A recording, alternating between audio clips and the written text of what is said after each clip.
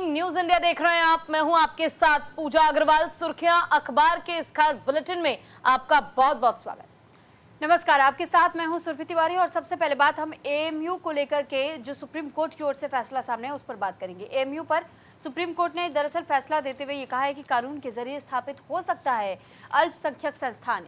AMU के दर्जे पर नई पीठ अब फैसला करेगी, यानी अभी पूरी तरीके से इस पर फैसला नहीं आया है, ये स्पष्ट नहीं हुआ है। अभी दो टुकड़ों में ये फैसले आए हैं। अलीगढ़ मुस्लिम यूनिवर्सिटी के अल्पसंख्यक दर्जे पर सुप्रीम कोर्ट ने फैसला सुनाया और कोर्ट ने कहा कि यूनिवर्सिटी के अल्पसंख्यक दर्जे को नए सिरे से तय करने के लिए 3 जजों की एक समिति गठित की गई है और कोर्ट ने 4-3 के बहुमत से ये फैसला सुनाया है। कोर्ट का ये भी कहना है कि अब नई बेंच एएमयू को अल्पसंख्यक दर्जा देने का मानदंड तय करेगी।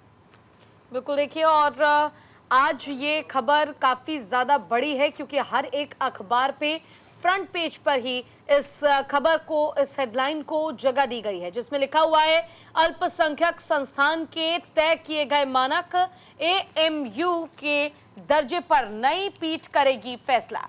9 महीने बाद सुप्रीम कोर्ट ने सुनाया है फैसला।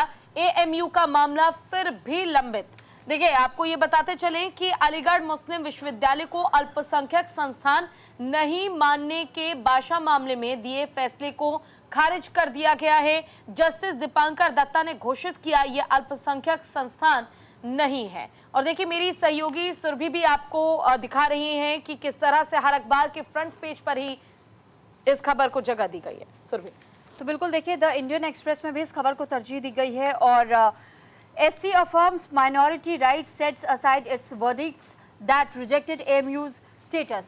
तो ये एक हेडलाइन दी गई है द इंडियन एक्सप्रेस में। दरअसल DY चंद्रचूड़ ने जिस वक्त 4-3 के बहुमत का जो फैसला सुनाया था और इसको लेकर के कहा गया था कि अब अलग से एक समिति का गठन होगा और उसके बाद से इस पूरे मामले को लेकर, इस पूरी प्रक्रिया को लेकर के अपना फैसला सुनाया जाएगा। लेकिन कल जो फैसला सामने आया था, दरअसल ये जिस तरीके से बादशाह बनाम का मामला चल रहा था उसे लेकर के फैसला आया था और ये कहा गया कि क्योंकि उसे पलट दिया गया था। 1967 का वो वक्त आपको याद होगा जब 1967 में ही एएमयू के मामले को लेकर के एक बार फिर से एक याचिका दाखिल की गई थी सुप्रीम कोर्ट में। उस दौरान सुप्रीम कोर्ट ने उसे खारिज कर दिया था, रद्द कर दिया था, ये कहते हुए कि किसी भी विश्वविद्यालय को, किसी यूनिवर्सिटी को जो कि केंद्र सरकार के अधीन आती है, तो यहाँ से आप उसे ये नहीं कह सकते कि वो अल्पसंख्यक हो जाता है पूरी तरह। इसी वजह से इसकी मान्यता नहीं रहेगी।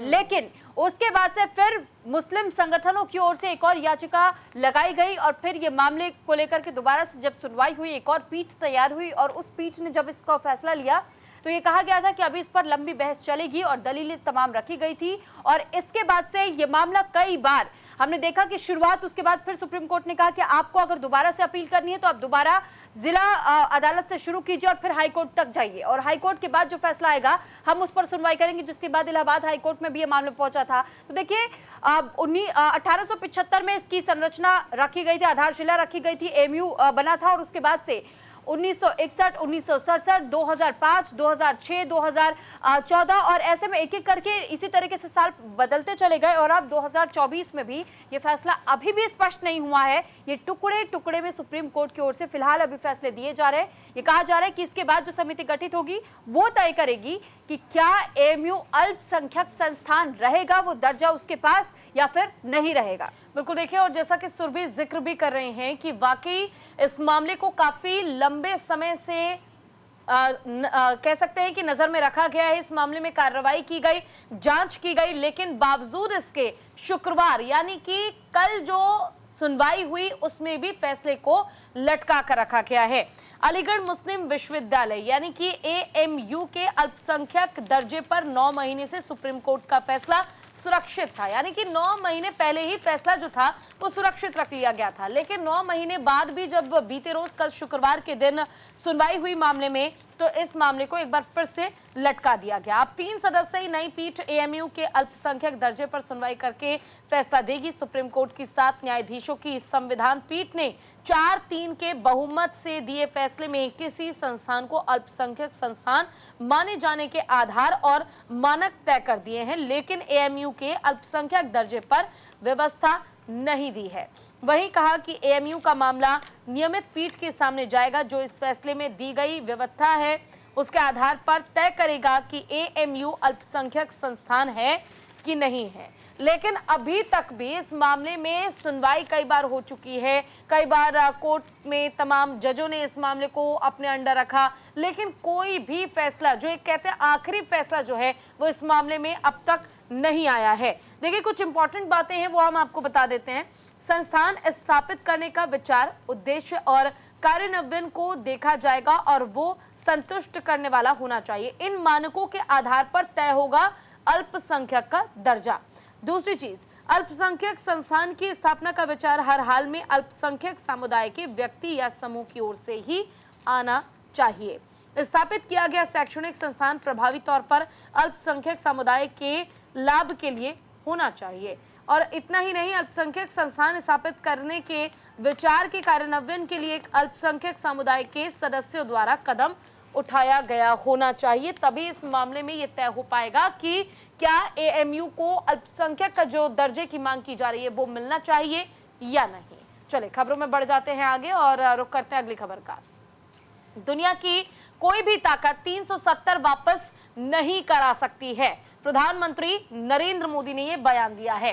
देखिए, आपको बता दें, महाराष्ट्र के धुले में पीएम मोदी ने जम्मू कश्मीर में कांग्रेस और नेशनल कॉन्फ्रेंस की गठबंधन सरकार का बड़ा हमला बोला। प्रधानमंत्री मोदी ने कहा कि कांग्रेस कश्मीर में फिर से साजिश कर रही है। तो बिल्कुल देखिए, अमर उजाला में इस खबर को फ्रंट पेज पर जगह दी गई है और दुनिया की कोई भी ताकत 370 वापस नहीं करा सकती है, प्रधानमंत्री नरेंद्र मोदी ने कहा है। ये कब कहा उन्होंने, ये भी आपको बता देते हैं। दरअसल प्रधानमंत्री नरेंद्र मोदी ने यह कहा कि कांग्रेस के नेतृत्व वाला इंडिया गठबंधन जम्मू कश्मीर से संविधान को हटाना चाहता है, लेकिन अब दुनिया की कोई भी ताकत वहां अनुच्छेद 370 की वापसी नहीं ला सकती है। कांग्रेस और उसके सहयोगियों को पाकिस्तानी एजेंडे को बढ़ावा देना बंद कर देना चाहिए, उन्हें अलगाववादियों की भाषा नहीं बोलनी चाहिए। उन्होंने ये भी बताया कि जब तक जनता का आशीर्वाद है तब तक विपक्ष का नापाक एजेंडा सफल नहीं होगा। दरअसल महाराष्ट्र के धुले में चुनावी सभा कर रहे थे प्रधानमंत्री नरेंद्र मोदी, जिस दौरान उन्होंने ये बड़ी बात कही है। और धारा 370 का मुद्दा एक बार फिर से इस वजह से गरमाया है क्योंकि आपने देखा कि कैसे जम्मू कश्मीर में जो विधानसभा असेंबली है, यानी कि विधानसभा के भीतर ही किस तरह यहाँ हमने ये देखा था कि इस दौरान में जम्मू कश्मीर के विधानसभा के भीतर जब नेशनल कॉन्फ्रेंस ने एक प्रस्ताव पेश किया और उसे पास भी करवाया गया, ये धारा 370 को ही लेकर के था और ये कहा गया था कि अब जब ये प्रस्ताव पास हो चुका है तो केंद्र से बातचीत करने का पहल की शुरुआत होगी। लेकिन आपको ये जानकारी दे दे कि इसके लिए पहले भी ये बातें सामने आ चुकी है और ये कहा गया है कि देखिए, केंद्र किसी भी तरीके से बाध्य इस पर विचार विमर्श करने के लिए, बातचीत करने के लिए नहीं है, क्योंकि पहले ही केंद्र ने यह स्पष्ट कर दिया है कि धारा 370 की बहाली नहीं हो सकती है। और ये उमर अब्दुल्ला भी बखूबी जानते हैं कि जब तक केंद्र में बीजेपी की सरकार है तब तक तो ये बिल्कुल भी नामुमकिन है। और ऐसे में क्योंकि उन्होंने मैनिफेस्टो में इस बात का जिक्र किया था और उमर अब्दुल्ला ने अपने संबोधन के दौरान भी ये कहा, जिस वक्त वो विधानसभा में भी अपना वक्तव्य रख रहे थे, तो उन्होंने कहा कि कुछ लोगों ने हम पर टीका टिप्पणी की, हम पर बयानबाजियां की, हम पर निशाना साधा कि हमने पहले दिन जम्मू कश्मीर की धारा 370 का मुद्दा उठाया नहीं, हम शायद मैनिफेस्टो में किया हुआ वादा भूल गए। लेकिन क्या पहले ही दिन सभी वादे गिनाए जाएंगे? उस पर भी तो काम किया जा रहा है, आप इंतजार कीजिए। अभी एक एक करके मैनिफेस्टो का हर मुद्दा हम उठाएंगे, गिनाएंगे और अपनी बातें भी रखेंगे और उससे के तहत हमें ये पता है कि कानून के साथ कैसे आगे बढ़ना है। तो हमने विधानसभा को सही जगह माना कि इस असेंबली में एक प्रस्ताव पेश किया जाए और फिर उसे पास करवाया जाए। बिल्कुल देखिए, और दैनिक जागरण में भी इस खबर को तरजीह दी गई है जिसमें साफ तौर पर यह लिखा गया है, जो पीएम मोदी का बयान है। पीएम मोदी ने कहा कि किसी भी हालत में, किसी भी कीमत पर आर्टिकल 370 को वापस नहीं किया जा सकता और ये वापस नहीं होगा। देखिए, आपको जैसा कि मेरी सहयोगी ने भी बताया, आपको याद होगा साल 2019 में अगस्त के महीने में जो आर्टिकल 370 है इसे हटाया गया था, जिसके बाद अगर आप घाटी की बात करें तो तस्वीरें काफी ज्यादा बदल चुकी है घाटी में। लेकिन बावजूद इसके जब इस बार चुनाव हुए विधानसभा के और चुनाव के दौरान नेशनल कॉन्फ्रेंस और कांग्रेस की पार्टी तैयार हुई और उसके बाद गठबंधन की सरकार बनी, तब मैनिफेस्टो में जिक्र 370 का भी हुआ था। और आपको अभी 2 दिन पहले का एक वाकया याद होगा जब सदन में सत्र के दौरान जमकर हंगामा हुआ था और वो हंगामा भी सिर्फ आर्टिकल 370 को वापस लाने के लिए ही किया गया था। और तमाम जो विधायक पहुंचे हुए थे उनके बीच आपने देखा होगा कि किस तरह से हाथापाई भी हुई थी, जो कि सदन की गरिमा पर बिल्कुल एक धब्बा था। तो देखिए, जम्मू कश्मीर विधानसभा में अनुच्छेद 370 की वापसी को लेकर चल रहे हंगामे के बीच प्रधानमंत्री नरेंद्र मोदी ने साफ कर दिया है कि अब कोई भी ताकत अनुच्छेद 370 की वापसी नहीं करा सकता है। कश्मीर में अब सिर्फ बाबा साहेब अंबेडकर का संविधान ही लागू होगा। प्रधानमंत्री ने यह बात शुक्रवार को महाराष्ट्र के धुले और नासिक में अपनी चुनावी सभा के दौरान कहा। गृह मंत्री अमित शाह ने भी महाराष्ट्र में चुनावी सभाओं को संबोधित करते हुए अनुच्छेद 370 के मुद्दे पर कांग्रेस और उनके सहयोगियों को घेरा। कहा, शरद पवार साहब की 4 पीढ़ियां भी 370 को वापस नहीं ला सकती है।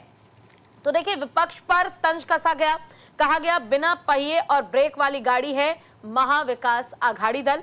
अमित शाह ने कहा, पवार साहब की 4 पीढ़ियां भी 370 को वापस नहीं ला सकती है। तो देखिए, अभी फिलहाल अगर हम बात करें तो महाराष्ट्र में विधानसभा चुनाव होने हैं। चुनाव से पहले तमाम मुद्दे जो है वो गरमाए हुए हैं। जम्मू कश्मीर की अगर आप बात कर ले तो चुनाव वहां पर हो चुके हैं। नेशनल कॉन्फ्रेंस और कांग्रेस की सरकार वहां पर बन चुकी है। गठबंधन की सरकार का प्रयास यह है कि 370 पर एक खेल खेला जाए, लेकिन ये खेल आखिर पॉसिबल कैसे होगा, ये एक बहुत बड़ा सवाल है, क्योंकि बीजेपी पुरजोर कोशिश कर रही है कि आर्टिकल 370 को किसी भी कीमत पर जम्मू कश्मीर में फिर से वापस न आने दिया जाए और किसी भी कीमत पे इसे अब वापस ना आने दिया जाए। और इसी को लेकर भारतीय जनता पार्टी जो है इसका विरोध कर रही है। हालांकि अगर गठबंधन सरकार की हम बात करें तो गठबंधन सरकार हर संभव प्रयास कर रही है कि आर्टिकल 370 को फिर से लाया जाए। चले खबरों में बढ़ जाते हैं आगे और रुक करते हैं अगली खबर का। महाराष्ट्र की रैली में गृह मंत्री अमित शाह ने विपक्ष को घेरा है। कहा, उद्धव ठाकरे ने हिंदुत्व को पाखंड कहने वालों के साथ मिलाया है हाथ। शरद पवार ने निवेश के मुद्दे पर झूठ बोला है। तो बिल्कुल देखिए, अमर उजाला में इस खबर को जगह दी गई है और इस अखबार की कटिंग में हम आपको दिखा रहे हैं। उद्धव ठाकरे ने हिंदुत्व को पाखंड कहने वालों से हाथ मिलाया, यह अमित शाह ने निशाना साधा है। दरअसल महाराष्ट्र में चुनावी जनसभा को संबोधित करने के दौरान एक बड़ा आरोप उन्होंने विपक्षी दलों पर लगाया और ये कहा कि महाराष्ट्र की रैली में शरद पवार ने निवेश के मुद्दे पर भी झूठ बोला है। ये गृह मंत्री अमित शाह की ओर से कहा गया। राहुल झूठ फैलाने की फैक्ट्री है, वे हिसाब नहीं देंगे। मैं बनिए का बेटा हूं और मेरे पास तमाम हिसाब है, ये गृह मंत्री अमित शाह के बोल रहे हैं इस दौरान। दरअसल गृह मंत्री अमित शाह ने शिवसेना यूबीटी प्रमुख उद्धव ठाकरे पर हमला करते हुए कहा कि उन्हें उन लोगों के साथ गठबंधन करने के लिए शर्म आनी चाहिए जो हिंदुत्व को पाखंड कहते हैं, भगवान राम के अस्तित्व पर सवाल उठाते हैं और आतंकी अजमल कसाब को बिरयानी खिलाते हैं। शाह ने राष्ट्रवादी कांग्रेस पार्टी यानी प्रमुख शरद पवार पर यह झूठ बोलने का आरोप लगाया कि महाराष्ट्र में निवेश नहीं आ रहा है। राज्य में 20 नवंबर को होने वाले विधानसभा चुनाव से ठीक पहले पश्चिमी महाराष्ट्र के सतारा जिले में के कराड़ में एक रैली को संबोधित करने के दौरान गृह मंत्री अमित शाह की ओर से ये तमाम बड़ी बातें कही गई और शाह यही नहीं रुके। जहां एक और मल्लिकार्जुन खड़गे पर उन्होंने निशाना साधा, उद्धव ठाकरे पर निशाना साधा, तो वहीं दूसरी ओर विपक्ष के नेता राहुल गांधी पर भी एक बड़ा आरोप लगाया। शाह ने कहा कि राहुल गांधी झूठ फैलाने की फैक्ट्री है, वो अग्निपथ योजना के बारे में भी झूठ फैला रहे हैं। वो ये कह रहे हैं कि अग्निपथ सेना के जवानों को बेरोजगार बना रहा है, लेकिन आज मैं आपको बताना चाहता हूं कि अग्निपथ युवाओं को बेरोजगार बनाने की योजना नहीं, बल्कि ये सेना को युवा बनाने की योजना है और तमाम कदम इसके लिए उठाए जा रहे हैं। इंदिरा गांधी के एक रैंक एक पेंशन का वादा मोदी ने पूरा किया। सिर्फ सपना दिखाने का काम कांग्रेस करती रही है, लेकिन सपनों को साकार करना बीजेपी जानती है और बीजेपी ने जो वादे किए उन्हें पूरा भी किया जा रहा है। तो ये तमाम बड़ी बातें गृह मंत्री अमित शाह ने महाराष्ट्र की जनसभा में अपनी बातों में किया है। बिल्कुल देखिए, और अमित शाह ने कहा है कि भगवान राम के अस्तित्व पर सवाल उठाने वाले किसी भी व्यक्ति से किसी भी तरह का गठबंधन या उनके साथ बिल्कुल गलत है। ऐसे में न केवल उन्होंने धर्म को लेकर कई टिप्पणियां की, उन्होंने कहा कि जिस तरह से उद्धव ठाकरे हर बार सनातन धर्म का विरोध करते हैं, अपमान करते हैं, ये बिल्कुल गलत है और ऐसा बिल्कुल नहीं होना चाहिए। विधानसभा चुनाव है महाराष्ट्र में, चुनाव से पहले तमाम तरह की कोशिशें की जा रही है। कोशिशें इसलिए कि कहीं तो जनता का रुख बदले, लेकिन चाहे हम महाविकास आघाड़ी की बात कर लें या फिर महायुति की बात कर लें, समस्या दोनों ही पार्टियों में नजर आती है और इन समस्याओं को सॉल्व करना या समस्या का समाधान करना पार्टीज के लिए बहुत ज़रूरी है, क्योंकि चुनाव बेहद नज़दीक है और अब वोटिंग से पहले ये ज़रूरी हो जाता है कि जो समस्याएं हैं या फिर जो अंदरूनी कलह है उसे समाप्त किया जा सके। चलिए खबरों में बढ़ जाते हैं आगे और रुख कर लेते हैं अगली खबर का। बिल्कुल, देखिए बीजेपी अमीर दोस्तों को बचा रही है, कांग्रेस लड़ रही गरीबों की लड़ाई, ये राहुल गांधी की ओर से कहा गया है। तो फिलहाल देखिए झारखंड में पहले चरण के चुनाव के पहले राहुल गांधी सिमडेगा पहुंचे। सिमडेगा में राहुल गांधी ने अपने चुनावी संबोधन की शुरुआत लव यू के साथ की। इस दौरान उन्होंने बीजेपी पर जमकर निशाना साधा। राहुल गांधी ने कहा कि देश में दो विचारधारा की लड़ाई चल रही है और हम संविधान बचाने के लिए लड़ रहे हैं। गांधी मैदान में 28 मिनट के भाषण में उन्होंने आदिवासी, अंबानी, अडानी और संविधान का एक बार फिर जिक्र किया। बिल्कुल, देखिए बीजेपी अमीर दोस्तों को बचा रही है, कांग्रेस लड़ रही है गरीबों की लड़ाई, ये राहुल गांधी ने कहा है। अब आखिर उनका कहना क्या है वो हम आपको बताते हैं। झारखंड में बोले दलितों, पिछड़ों और आदिवासियों को हक नहीं देना चाहती है बीजेपी। तो देखिए यहाँ पर भी जो दलित, पिछड़ा और आदिवासियों का मुद्दा उठाकर कहीं ना कहीं राहुल गांधी कोशिश ये कर रहे हैं कि इस बार झारखंड में जो विधानसभा चुनाव हो रहे हैं उसमें कुछ बदलाव नजर आ जाए। बदलाव क्या, देखिए अभी अगर हम झारखंड की बात करें तो गठबंधन की सरकार है, बीजेपी कोशिश कर रही है सत्ता में आने की, लेकिन कांग्रेस की ओर से और जेवीएम की ओर से कोशिश की जा रही है कि उस सत्ता को वो बरकरार रख सके, उस सत्ता को कोई भी छीन ना पाए। तो कांग्रेस नेता राहुल गांधी ने शुक्रवार को झारखंड के सिमडेगा और लोहरदगा में चुनावी सभाओं को संबोधित करते हुए कहा कि बीजेपी को आदिवासियों, दलितों और पिछड़ों की चिंता नहीं है। दूसरी ओर कांग्रेस चाहती है कि देश के 90% लोगों को देश के विकास और योजनाओं से लेकर हर क्षेत्र में भागीदारी मिले।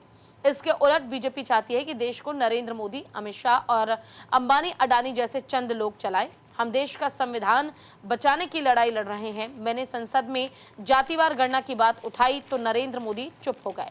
बीजेपी ने अपने अमीर दोस्तों को बचा रही है, जबकि कांग्रेस गरीबों की लड़ाई लड़ रही है। बीजेपी ने मणिपुर को जला दिया। इनका उद्देश्य एक दूसरे को लड़वाना है। ये हिंदू को मुसलमान से लड़ाएंगे और सभी को बांटने की कोशिश कर रहे हैं। कांग्रेस पार्टी ही सभी को मजबूत करने की कोशिश कर रही है। तो बीजेपी आदिवासियों को कहती है वनवासी। राहुल गांधी ने इस बात का भी जिक्र किया है। बिल्कुल, देखिए अमर उजाला ने भी इस खबर को जगह दी है और साथ ही साथ इसमें भी ये इसी बात का जिक्र किया गया है कि बीजेपी आदिवासियों से जल, जंगल और जमीन छीनना चाहती है। राहुल गांधी ने बड़ी बात झारखंड में एक जनसभा को संबोधित करने के दौरान की है। दरअसल अब बीजेपी धार्मिक आधार पर बांटने की कोशिश कर रही है, ये भी कहते हुए दिखाई दिए राहुल गांधी। राहुल गांधी ने झारखंड के लोहरदगा में एक रैली में आरोप लगाया कि बीजेपी ने मणिपुर को जलाया। इतना ही वो लोगों को धार्मिक आधार पर बांटने की कोशिश कर रही है। बीजेपी ने हिंदू, मुस्लिम, ईसाई और सिखों को एक दूसरे के खिलाफ भड़काने का काम किया है। हाल ही में हुए हरियाणा चुनाव में बीजेपी ने जाटों और गैर जाटों के खिलाफ भी भड़काया है। यानी कि हर जगह जब बीजेपी चुनावी मैदान में उतरती है तो हर जगह उन वर्गों को साधने की कोशिश करती है या फिर बंटवारा करने की कोशिश करती है जिनसे उन्हें सिर्फ और सिर्फ वोट बैंक की राजनीति से मतलब है, वोट से मतलब है। और फिर ऐसे में लोगों को धर्म के आधार पर, जाति के आधार पर बांट करके और फिर राजनीति करने का प्रयास बीजेपी करती रही है। बिल्कुल, और देखिए खबरों का सिलसिला लगातार आगे भी जारी है। वक्त छोड़ से ब्रेक का है, कहीं मत जाइएगा, जल्द लौटेंगे। चले तो ब्रेक के बाद फिर से स्वागत आप सभी का। रुक करते हैं खबरों की ओर। सीएम योगी का सपा पर बड़ा हमला, कहा जहां दिखे सपाई वहां बिटिया घबराई। तो अलग अलग अखबारों में इस खबर को जगह दी गई है। दरअसल मुख्यमंत्री योगी आदित्यनाथ ने मुजफ्फरनगर जिले के मीरापुर विधानसभा क्षेत्र में जनसभा को संबोधित किया।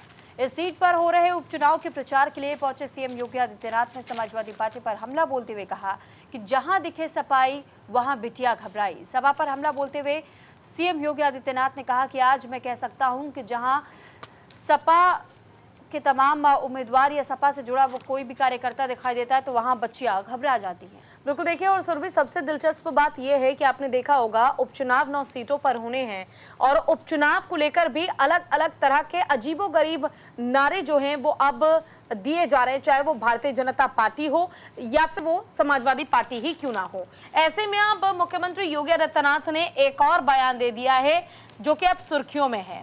बयान है कि जहां दिखे सपाई, यानी कि जहां समाजवादी पार्टी के कोई भी नेता या मंत्री नजर आए वहां बिटिया घबराई। तो ये अपने आप में एक बहुत बड़ा सवाल हो जाता है। मुख्यमंत्री योगी आदित्यनाथ ने सपा पर तीखा हमला बोलते हुए कहा कि इस पार्टी को वोट देना तो दूर, नाम लेना भी महापाप है। सपाइयों से जितनी दूर रहेंगे उतना ही आपका कल्याण होगा।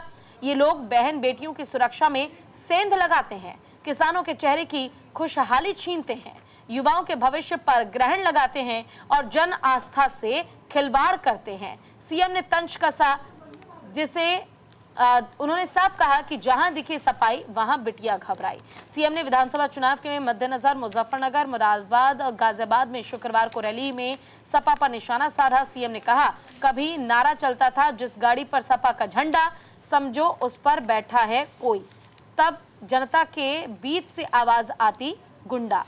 तो सपा राज में बहन बेटी सुरक्षित नहीं रही हैं और ना ही आज बहन बेटियां सुरक्षित हैं।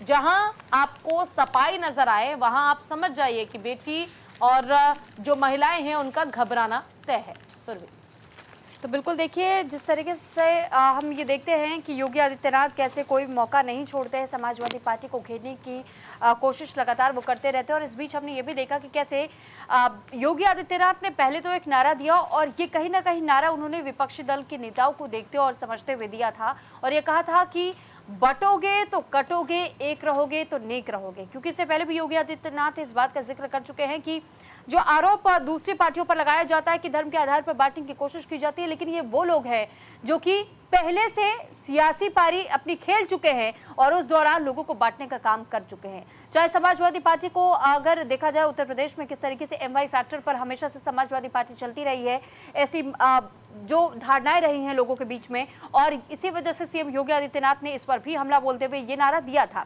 यहाँ तक कांग्रेस का भी जिक्र किया तो कांग्रेस को लेकर भी निशाना साधा और योगी आदित्यनाथ ने कहा कि आप देखेंगे कि कांग्रेस की सरकार में भी सिर्फ एक समुदाय को सबसे ज्यादा वर्चस्व दिया गया था।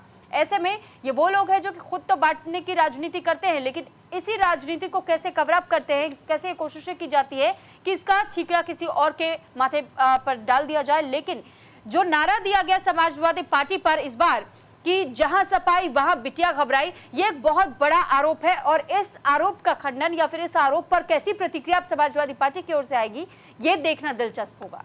बिल्कुल देखिए, और प्रतिक्रिया का इंतजार तो किया ही जा रहा है क्योंकि अभी अगर हम बात करें उत्तर प्रदेश की तो उपचुनाव को लेकर माहौल जो है वो काफी गर्म है। एक दूसरे पर निशाना साधने में चाहे वो विधायक हो या नेता सेकंड भी नहीं लगा रहे हैं। बड़े बड़े होर्डिंग्स अगर बीजेपी लगवा रही है तो समाजवादी पार्टी की ओर से भी उसी का पलट, यानी जो आरोप लगाए गए हैं, जो बयान बीजेपी ने दिया है उसी का जवाब देते हुए सपा की ओर से भी बड़े बड़े होर्डिंग्स और पोस्टर्स लगाए गए हैं।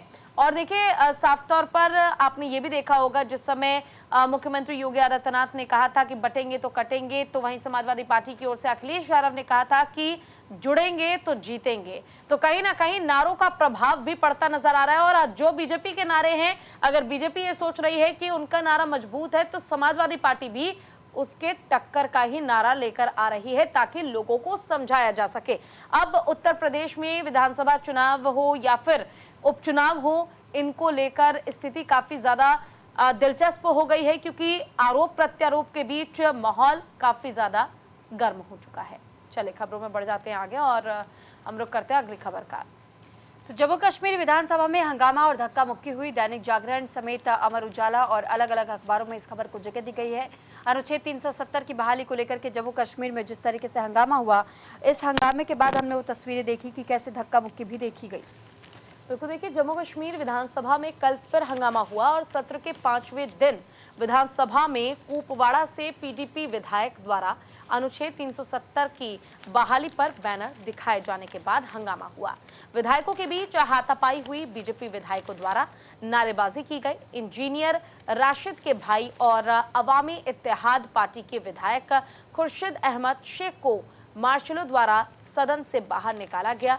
विधानसभा में पीडीपी के खिलाफ नारे लगाए गए और इससे पहले गुरुवार को भी विधानसभा में काफी हंगामा देखने को मिला था। विधायकों के बीच हाथापाई देखने को मिली। तो फिलहाल ये देखिए, जम्मू कश्मीर में जिस तरीके से वेल के भीतर विधायक आपस में एक दूसरे से गुत्थम गुत्थी करते नजर आए, एक दूसरे पर मारपीट करने का आरोप तक लगाया क्योंकि सबसे पहले इंजीनियर राशिद के भाई की ओर से एक बैनर दिखाया गया, फिर वेल हाउस में दोनों पार्टियों के यानी कि सत्ता पक्ष और विपक्ष के विधायक यहाँ पहुंचे और उसके बाद से धक्का मुक्की हुई, जिसके बाद मार्शल को बीच, ये मार्शल की तस्वीर आप देख रहे हैं, मार्शल को बीच में आना पड़ा और उन विधायकों को बाहर निकाला गया हाथ पकड़कर जिन्होंने सबसे पहले इस दौरान शुरुआत की मारपीट की। और ये भी कहा गया है कि अब तक का विशेष दर्जे के प्रस्ताव पर फिर मारपीट की नौबत जो आन पड़ी थी, बीजेपी के 12 विधायकों को मार्शल ने बाहर निकाल दिया।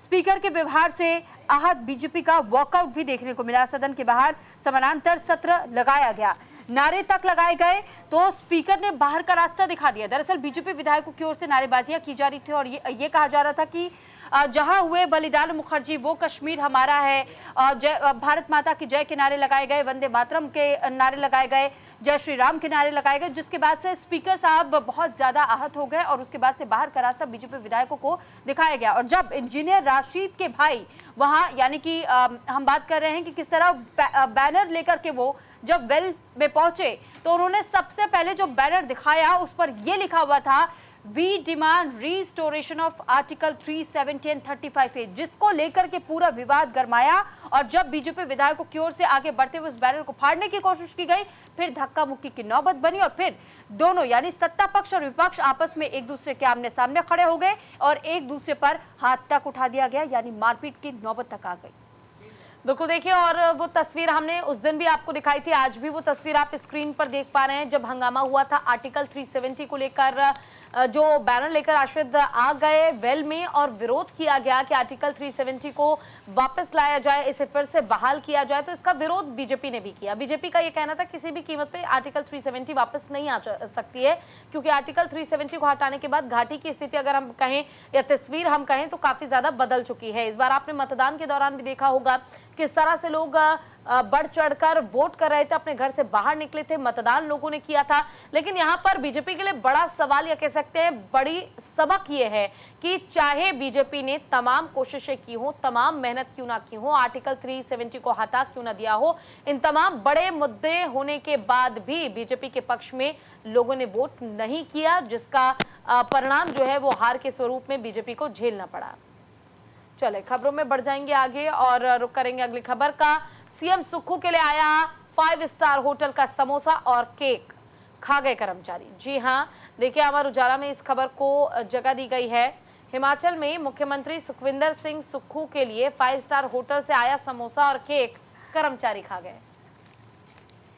तो हिमाचल में मुख्यमंत्री सुखविंदर सिंह सुक्खू के लिए नाश्ते के लिए उनके स्टाफ को परोसे जाने पर बवाल छिड़ गया। दरअसल ये 5 स्टार से केक स्पेशल तौर पर सुक्खू के लिए मंगवाया गया था, जिसके बाद जब कर्मचारियों ने इसे खा लिया तो इस पर भी खूब विवाद हुआ। मामला यहां तक बढ़ गया कि सीआईडी के बड़े अधिकारी से इसकी इंक्वायरी तक कराई गई और रिपोर्ट में यह कहा गया कि ये गलती सरकार विरोधी कृत्य की है। हालांकि अभी किसी पर भी कार्रवाई नहीं की गई है। ये विवाद तब हुआ जब बीते 21 अक्टूबर को मुख्यमंत्री सुक्खू शिमला स्थित सीआईडी मुख्यालय में एक कार्यक्रम में शामिल होने के लिए पहुंचे थे।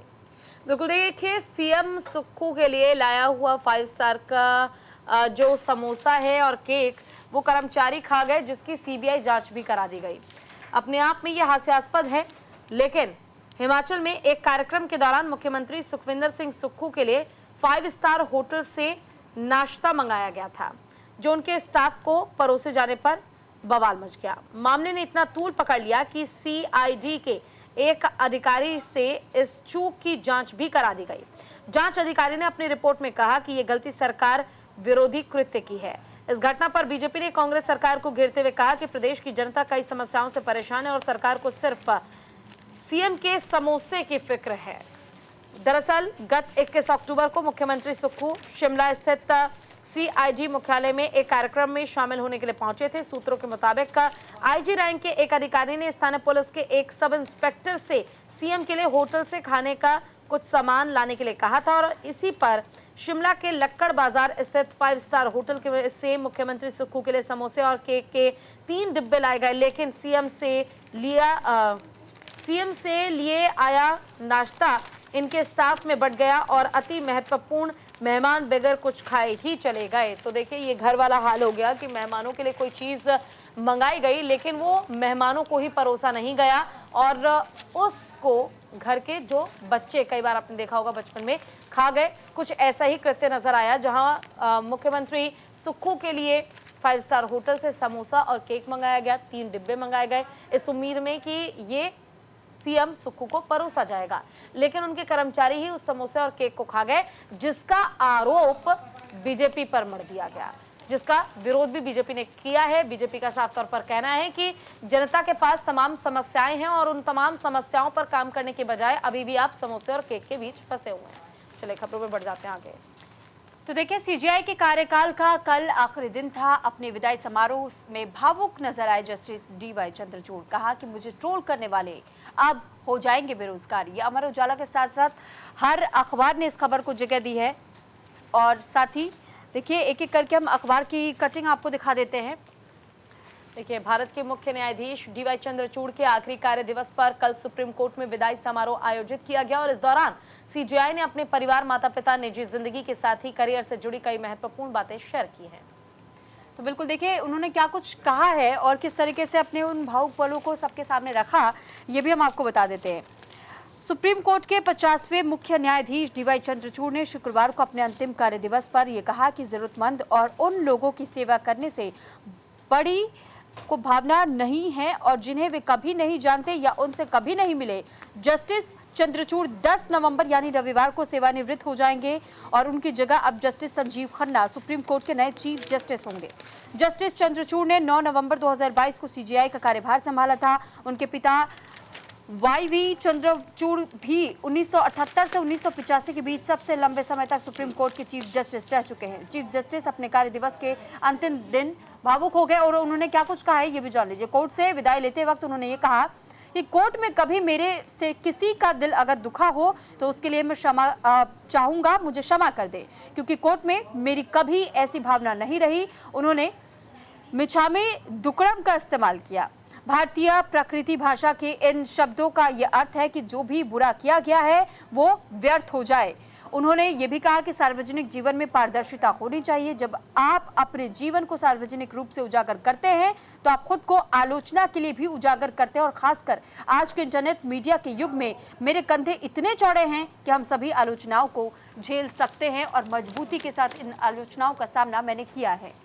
बिल्कुल देखिए, और सबसे बड़ी बात यह है कि वाकई आपको खुद में इतना मजबूत बनना पड़ता है कि आप तमाम लोगों की जो आलोचना वो कर रहे हैं आपकी, उसे झेल सके। डीवाई चंद्रचूड़ ने भी यही संदेश दिया है कि अपने कंधे इतने मजबूत रखिए कि आलोचनाओं का प्रभाव आप पर नहीं पड़ना चाहिए। आप जिस गति से आगे बढ़ रहे हैं उसी गति से आगे बढ़ते रहना चाहिए, क्योंकि किसी भी चीज़ में सफलता के लिए निरंतरता बहुत ज़रूरी है। देखिए, चीफ जस्टिस डीवाई चंद्रचूड़ का सुप्रीम कोर्ट में शुक्रवार यानी कि बीते रोज आखिरी कार्य दिवस था। वो 2 साल का कार्यकाल खत्म होने पर 10 नवंबर को रिटायर हो रहे हैं। आखिरी दिन सुप्रीम कोर्ट के कई वरिष्ठ एडवोकेट ने सीजीआई चंद्रचूड़ को लेकर दिलचस्प बातें कही हैं। लोगों की क्या राय है वो भी हम आपको बता देते हैं।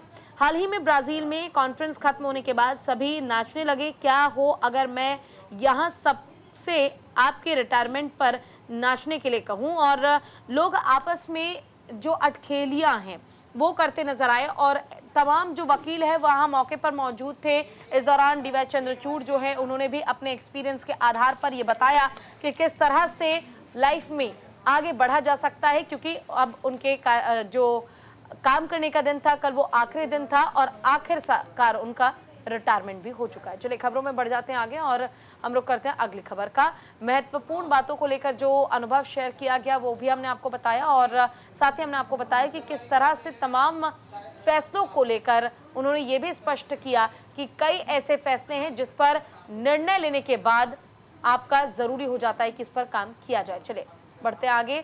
97 के हुए आडवाणी, मोदी ने दी बधाई।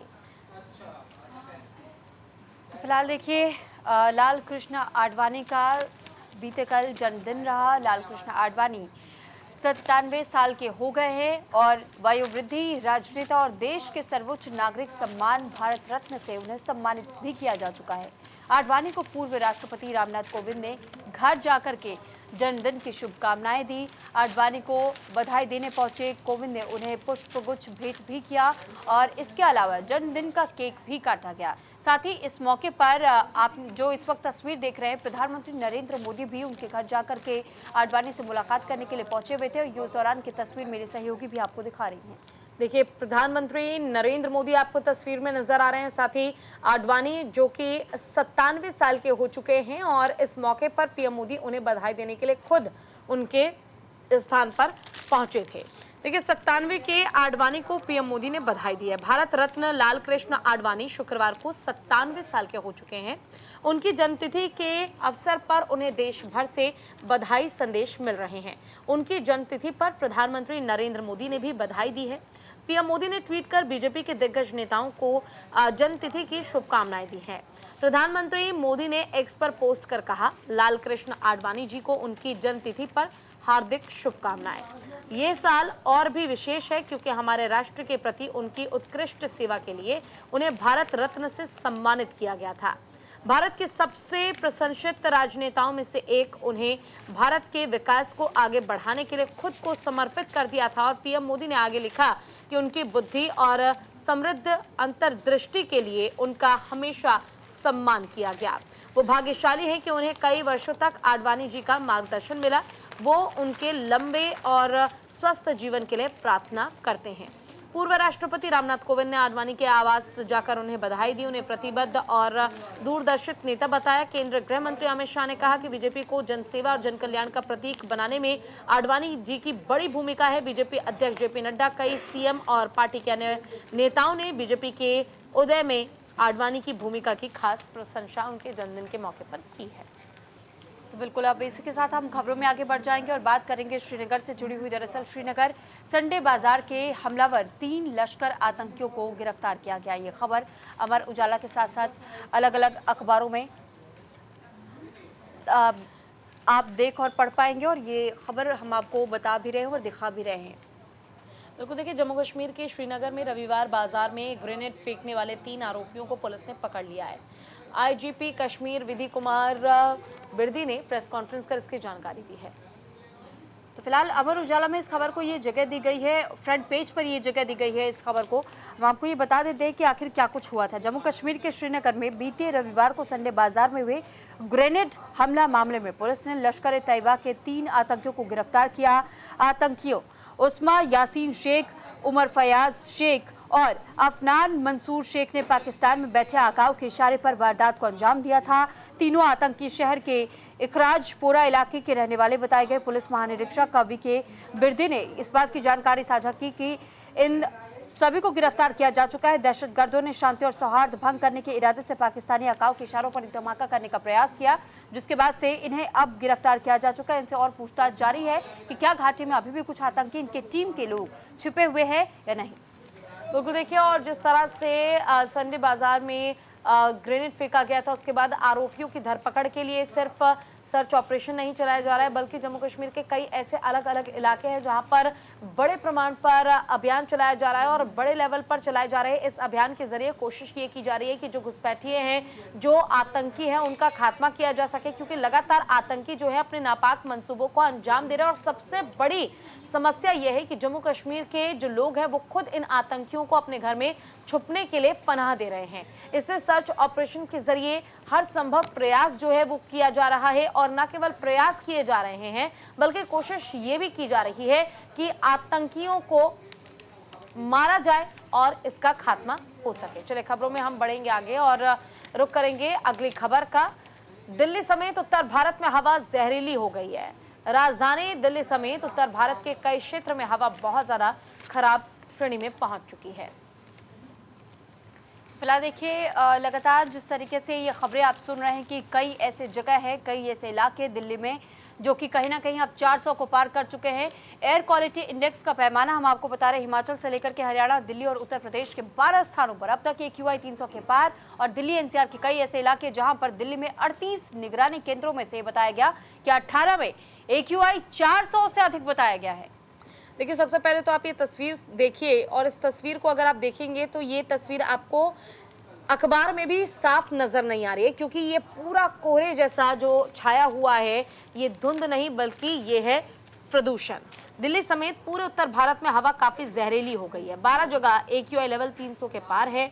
हवा की गति कम होने से सुबह के समय आसमान में धुंध की मोटी परत छाई हुई है। 72% शहरों में प्रदूषण चिंताजनक स्थिति में है। देश के सिर्फ 7% से ज्यादा शहरों में वायु गुणवत्ता बेहद खराब है और करीब 21% शहरों में जो संतोषजनक स्थिति है वो बनी हुई है, जबकि 72% से ज्यादा शहरों में ये चिंताजनक स्थिति में है। CPCB के अनुसार देश के 47 शहरों में वायु गुणवत्ता खराब है। इनमें बागपत, बुलंदशहर, भिवाड़ी, चंडीगढ़, भिवानी, मेरठ, पंचकुला, सोनीपत और अमृतसर शामिल है। और देखिए, राजधानी दिल्ली समेत पूरे उत्तर भारत के विभिन्न क्षेत्रों में हवा बहुत खराब श्रेणी में पहुंच चुकी है। हिमाचल से लेकर हरियाणा तक दिल्ली और उत्तर प्रदेश के 12 स्थानों पर शुक्रवार को औसत वायु गुणवत्ता सूचकांक यानी कि AQI लेवल 300 के पार दर्ज किया गया। दिल्ली में 38 निगरानी केंद्रों में से 18 में से AQI 400 से अधिक रहा, जो गंभीर श्रेणी में है। तो आप इसी से समझ सकते हैं कि कितनी ज़्यादा स्थिति जो है वो पूरे दिल्ली NCR की, पूरे उत्तर भारत की नज़र आ रही है पॉल्यूशन के बढ़ जाने के कारण से। बिल्कुल, खबरों में अब आगे बढ़ेंगे और बात करेंगे पूरे पश्चिमी उत्तर प्रदेश में जिस तरीके से हड़ताल पर लगातार वकील बैठे हैं, अभी भी यह हड़ताल उनका जारी है। और जिला जज की कोर्ट में 29 अक्टूबर को किए गए लाठी चार्ज के बाद से ही ये खबर सामने आई थी कि वकीलों की ओर से हड़ताल किया जा रहा है। और कई बार सुप्रीम कोर्ट के चेताने के बाद भी अब तक भी अपने अपने काम पर वापस नहीं लौट रहे हैं वकील। तो ये गाजियाबाद से खबर सामने आई थी और ये तस्वीरें भी हम आपको दिखा रहे हैं अखबार की कटिंग। ये अमर उजाला में इस खबर को जगह दी गई है। पूरे पश्चिमी उत्तर प्रदेश में हड़ताल पर रहेंगे वकील, ये हेडलाइन है।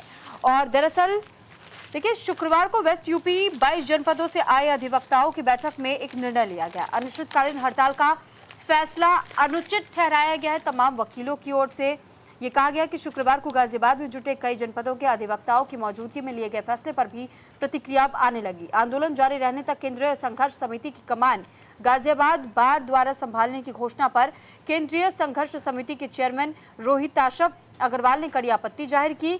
लेकिन इसके बाद भी अभी भी ये कहा जा रहा है कि वेस्ट यूपी के 22 जिलों के वकीलों की बैठक हुई, जिसमें कि 4 महत्वपूर्ण निर्णय हुए। गाजियाबाद के वकीलों का आंदोलन जारी रहने तक पूरे वेस्ट यूपी में वकील हड़ताल पर बैठे रहेंगे। सोमवार से रोजाना वकील हर जिले में 2 घंटे के लिए सड़क जाम करेंगे। बैठक में हाई कोर्ट बेंच, केंद्रीय संघर्ष समिति पश्चिमी उत्तर प्रदेश के चेयरमैन के सभी अधिकार आंदोलन जारी रहने तक भी बार एसोसिएशन गाजियाबाद को दिए जाने का निर्णय भी लिया गया। यानी ये वकीलों की तरफ से ये कहा जा रहा है कि जब तक उनकी मांगे नहीं मानी जाएंगी तब तक हड़ताल जारी रहेगी। और इसी के साथ फिलहाल के लिए हमारा इस खास बुलेटिन में इतना ही। आप कहीं मत जाइए, देखते रहिए न्यूज़ इंडिया, क्योंकि खबरों का सिलसिला लगातार जारी है। नमस्कार।